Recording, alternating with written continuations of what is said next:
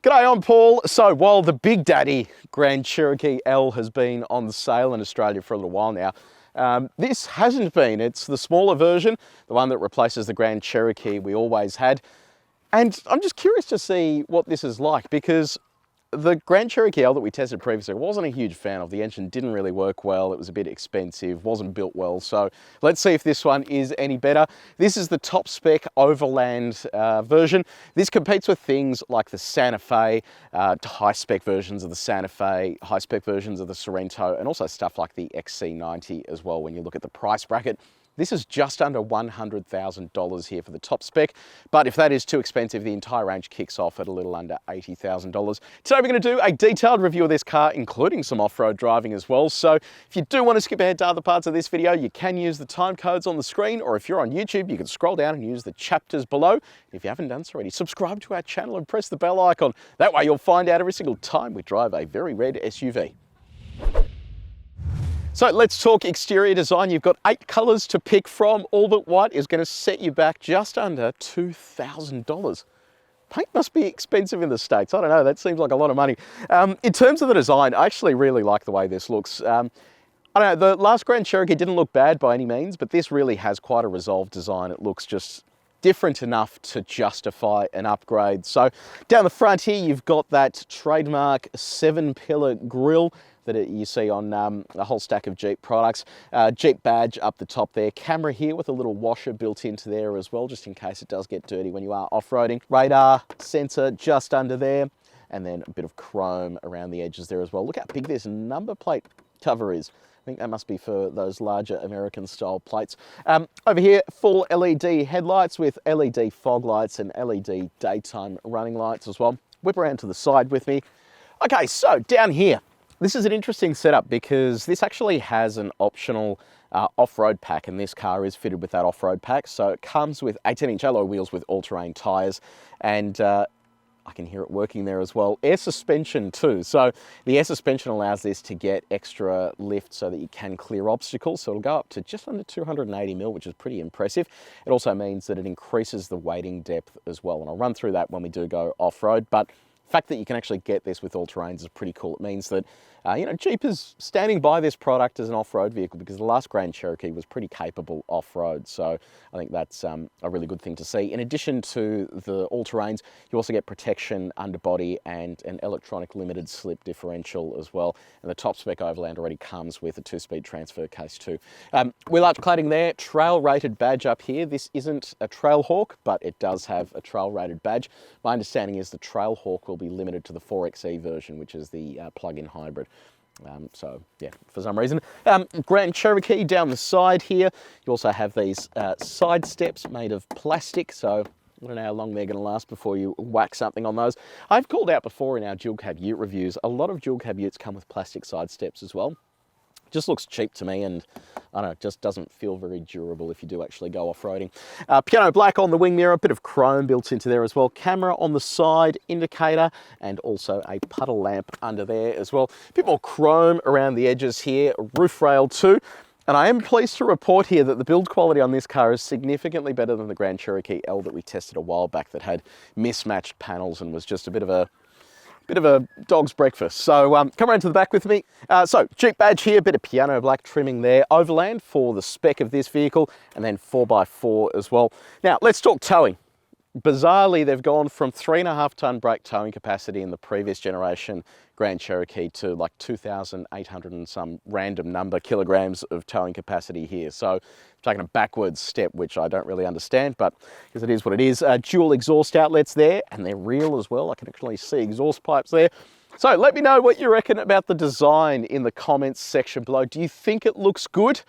Or do you think they could have done something a little different here? I'm a fan of it, but I am keen to see what you think. Okay, so we are inside the Grand Cherokee. We'll start off with the key. So there it is. You've got unlock, lock, remote start, and boot. On the back there, you've got Jeep, and it's quite a nice sort of key. It's got a cold sort of finish to the edge there. So yeah, nice. Proximity sensing keys. You can leave that in your pocket, and then once you're ready to go, You have a push button start up here. In terms of the presentation, I think this all actually looks quite nice. This is quite a dark interior, but I think they've done well here in terms of making it look and feel premium. So you've got soft touch finishes along the dashboard there with that exposed stitching. You've got this sort of wood grain along the dash and also the doors. Does get a little scratchy as you work your way down, but it's not the end of the world. There is a lot of piano black here, and this car's 1,500 kilometers old, and it's already showing signs of what looks like permanent scratching there as this sort of goes in and out. So yeah, I don't know why they insist on using piano black, but that will become an issue over time, I think. Outside of that, your touch points, it's nice and soft on the door as well. How soft are they? We've got our gyrometer. We've tested the main surfaces in this cabin. If you want to see how this car compares to others that we've tested before, have a look at the link in the description below. Yeah, build quality. A little bit wonky there. Yeah, it's actually a little bit loose in the center section there. The rest of that feels okay. This is what the door sounds like, with incessant beeping as well. It's got something loose on the door there. When you close it, you can hear it sort of catching something. Yeah, not sure what that is. Let's chat infotainment. So you have a 10.1-inch infotainment screen with Jeep's Uconnect system. This is actually a really good infotainment system. It's nice and quick, very easy to use, high resolution screen. Yeah, there really are very few complaints with this. It comes with AM, FM and DAB digital radio. You can then play your phone through here if you want to, and that's all plumbed through a 9-speaker Alpine branded sound system. You have smartphone mirroring in the form of Apple CarPlay and Android Auto. I'll show you what that looks like. There you go, nice wireless, full screen integration, very nice and quick as well. And this is Android Auto. So this is wireless too. Nice big screen integration there as well, which is great. So yeah, big fan of this, and you've got a stack of other apps to play with as well. Look at that. It's just really impressive how quick this is. I think Ford could learn something from Jeep when it comes to infotainment systems. Then ahead of the driver, you have another digital display that gives you your critical information. There is some configurability there, but not really a huge amount. You can go through the center screen there though, and there is a stack of different options to choose from in terms of what you want displayed ahead of the driver. Now, safety, you have autonomous emergency braking with pedestrian and cyclist detection. You have a digital rear view mirror if you want to use that, or you can just use your normal one with auto dimming.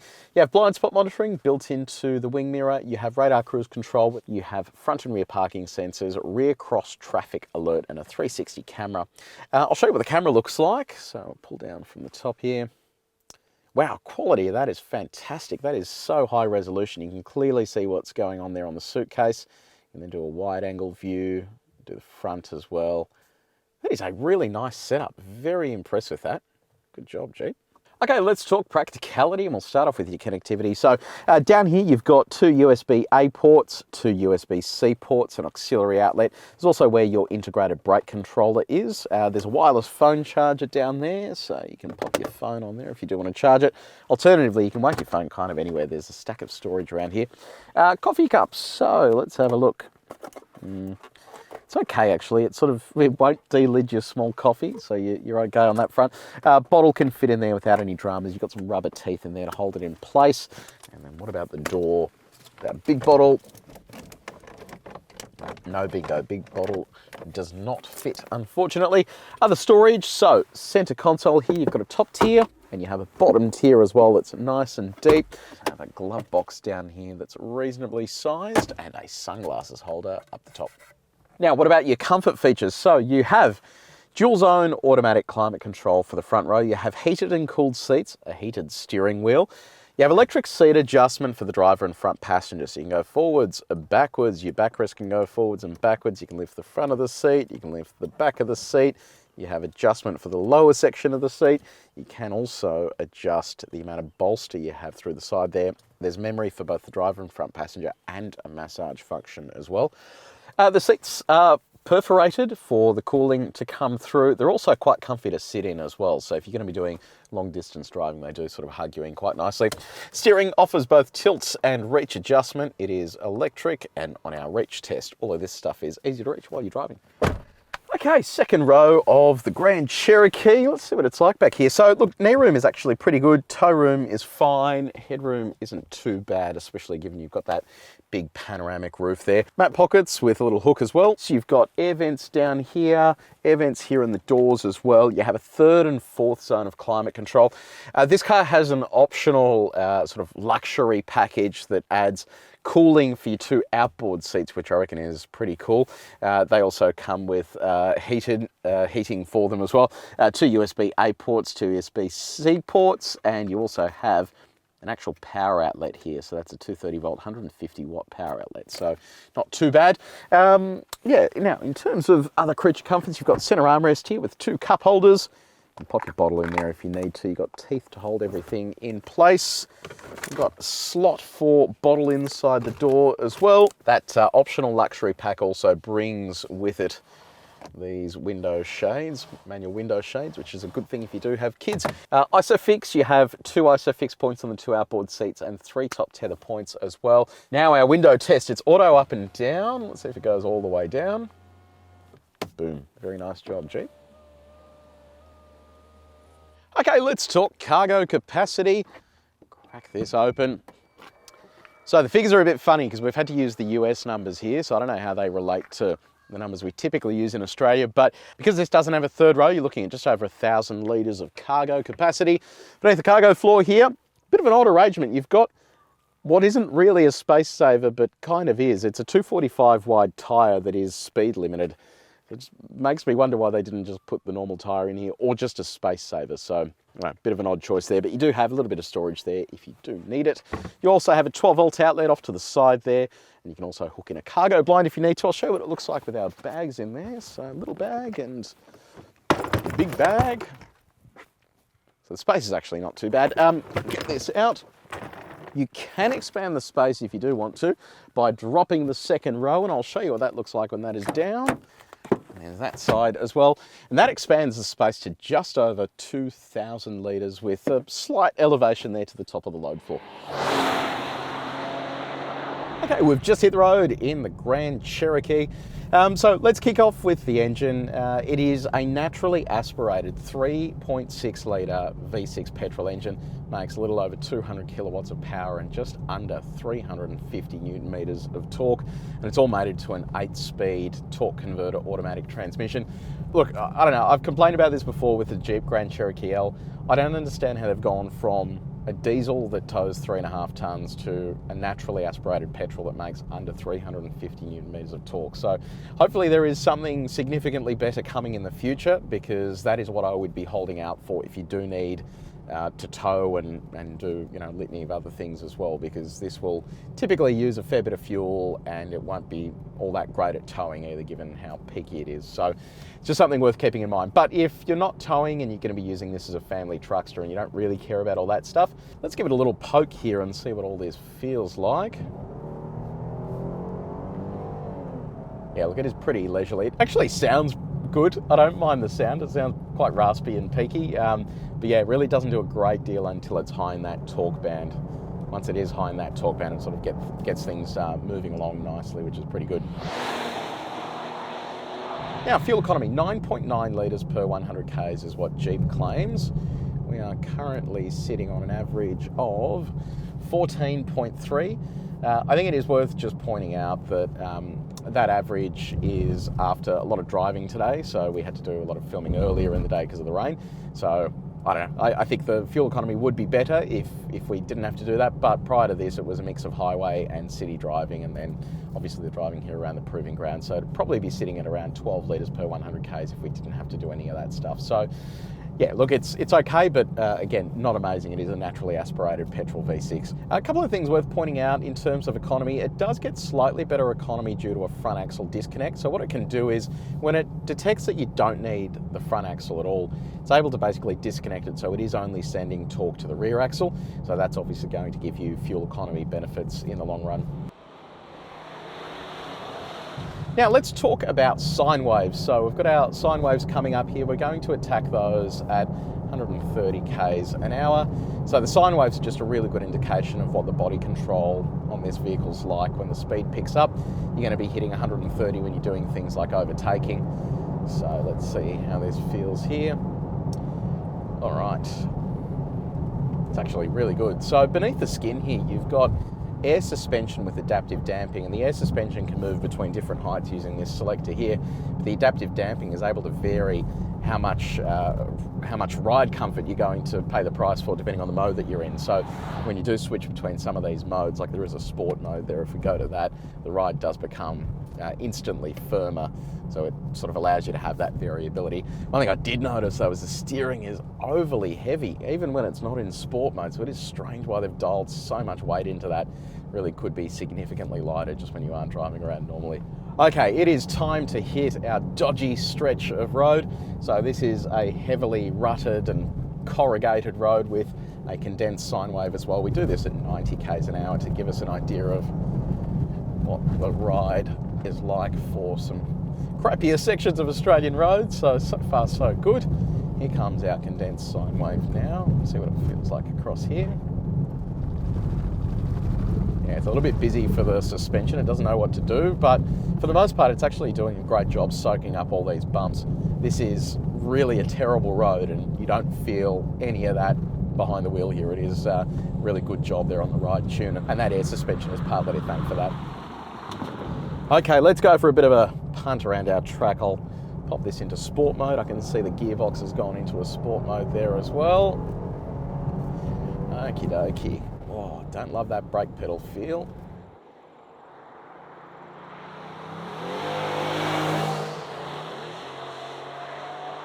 Yeah, okay. Look, there is a fair bit of body roll, but once it tips over, it kind of just holds its position, and then you can stay stuck into it. And like I said before, the steering is a bit too heavy and the brakes aren't fantastic either, so you don't really get nice feel through the pedal there. It's sort of moving along okay for a naturally aspirated V6 that's hauling ass at the moment. That's pretty good. And we've got to remember as well, this is on the all-terrains as well, so it's not exactly going to be the best tyre for sportier driving, but it is sort of doing a pretty commendable job. Something like Everest and the all-terrains that's on, it tends to chew into a fair bit of your traction, whereas this is sort of holding on nicely. So yeah, look, not the end of the world, not the world's best handling car, but it does the job. Okay, let's talk cabin noise. So it's like, well, once you get stuck into the engine, you do hear that a bit, but for the most part, it's actually pretty quiet in here. The tyre noise isn't that bad either for a set of all-terrains, which is good. This is how it went when we put it up against our calibrated sound meter. So those numbers aren't too bad at all. Now, what's your visibility like? It is a big SUV, but I can see clearly down the front of the car there. Seating position's quite high as well, so that side of things is good. Decent sized wing mirrors there too, with a blind spot monitor built in. Visibility out the back is excellent too, like that window's big and I've got the digital mirror if I need it as well. So pretty happy with all of that. Okay, time to do a little bit of performance testing as the sun blinds me here. All right, so we're going to pop this into sport mode. So there is no official 0 to 100 time. I'm going to kill stop start as well, but we're going to go basically all the way through to 120, and then I'll measure 0 to 120, 80 to 120, and then we'll come back for a break as well. So we'll load up a bit of throttle and we'll see how we go. It takes off all right with a bit of throttle load.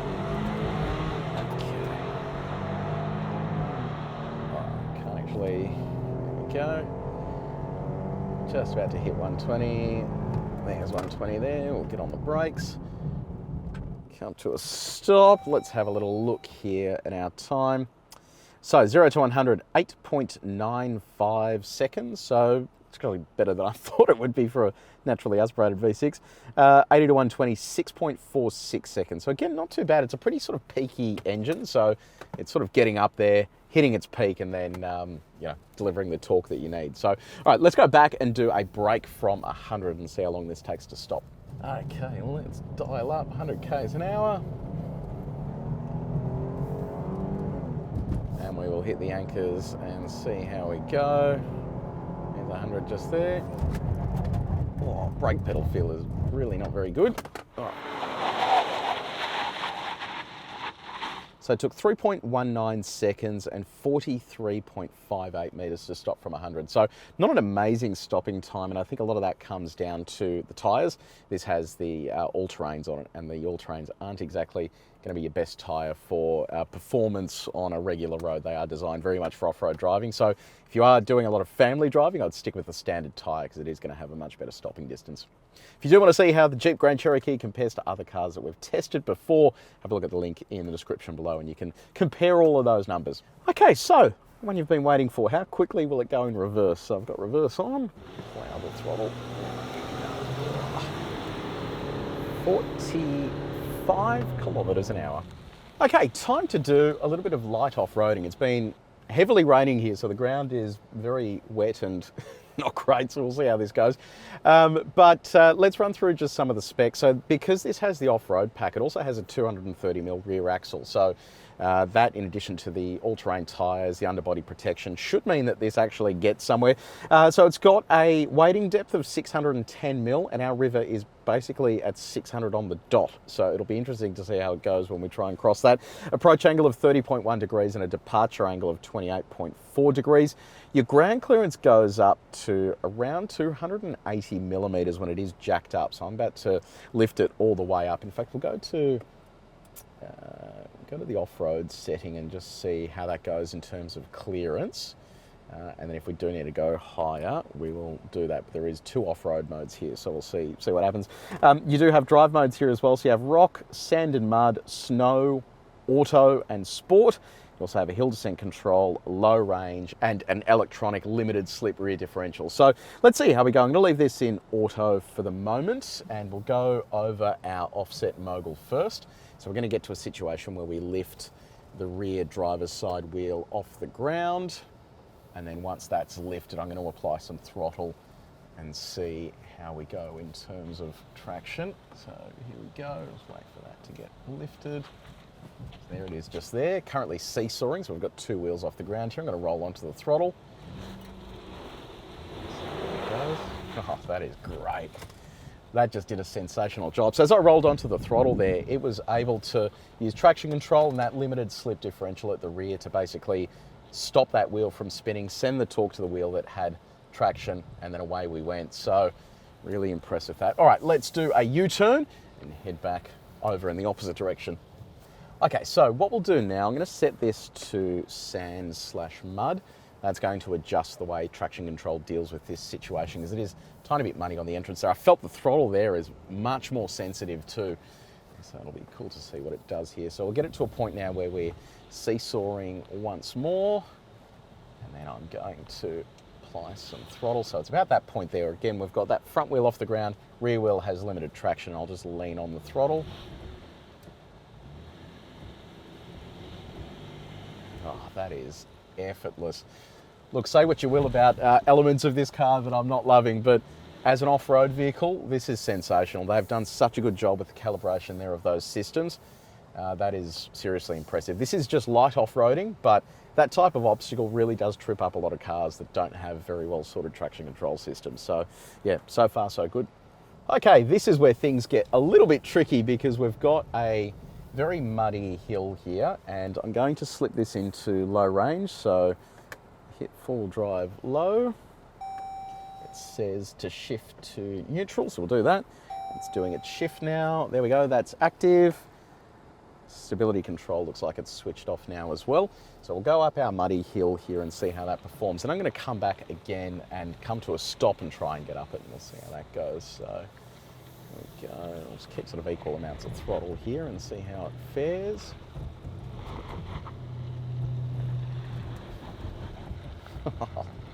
It is walking up here.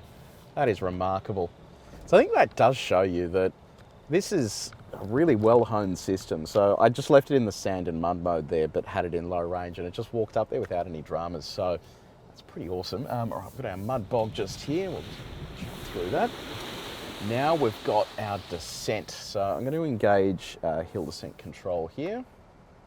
That is now active. I'll also put the camera on as well because I can't really see over the top there. So the quality of that is sensational. I can clearly see what's going on there. So let's creep over the edge, and then I'll roll out of the throttle and let the hill descent control do its work. So there it is there.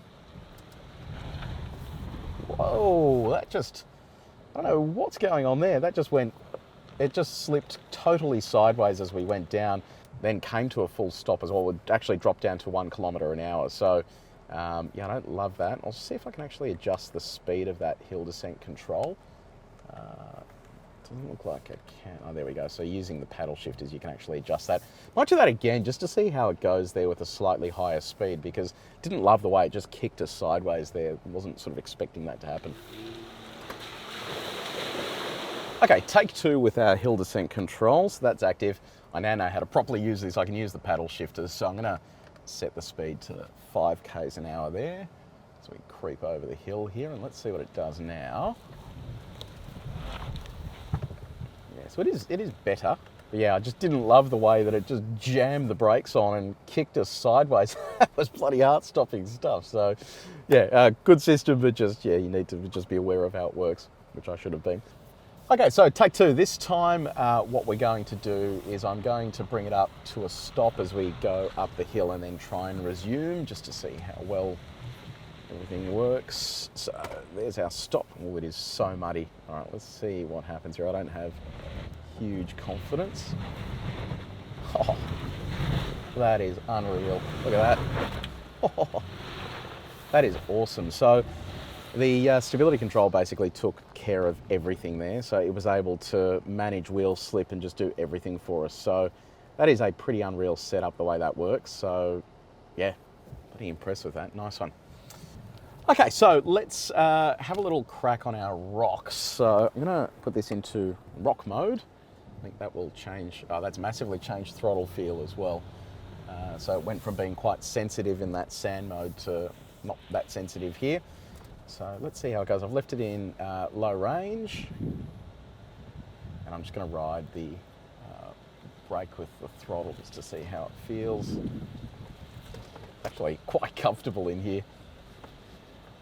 That suspension lift has helped massively. It actually automatically raised to off-road 2, so it's given us that extra clearance, but hasn't sort of made it really uncomfortable. It's not throwing us around heaps, which is what typically tends to happen when you go to a higher off-road setting. It actually still feels really nice and controlled. So yeah, nice, good job. Okay, and last thing we're gonna do is go through some water. So I'm gonna put this back to auto mode. We'll leave it in low range, keep it all in the highest off-road setting. So like I said, yeah, it's just over 600 mil of wading depth here. All right, coming into the water now.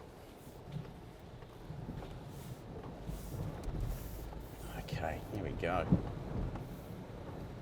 Yeah, nice. Cruising through here nicely. I think if you were going to be doing any proper off-roading, you'll probably want to fit a snorkel to this, so that you don't have any issues with water ingress, but yeah, it's sort of doing a pretty commendable job of all this without many complaints at all. So there you go. This has been a bit of a light off-roading session in the Jeep Grand Cherokee. It is really good. You just, you know, press a couple of buttons here and it does all the work for you. It is quite an impressive setup, and I think they've done a really good job with making this idiot-proof.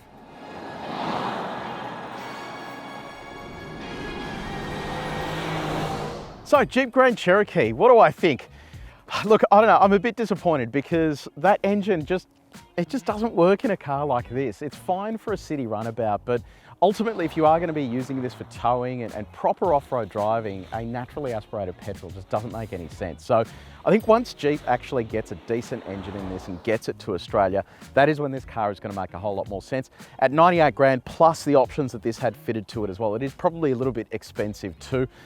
So yeah, but look, if you put those things to one side, there is plenty of room inside. It's smartly configured, the infotainment's great, the ride's nice, it's nice and quiet. So most of the stuff is great, it just needs those small things fixed to be able to just recommend this to jump into. So let me know in the comments section below, what did you think of this if you test drove it? Did you end up buying one? If you are a current Jeep Grand Cherokee owner or a previous generation owner, what do you think of this? Are you disappointed that you can't do 3.5 ton brake towing with it anymore? So let me know in the comments section below. If you did enjoy this video, please make sure you like it and you share it with your mates. And if you haven't done so already, subscribe to our channel and press the bell icon. But until next time, Drive safely.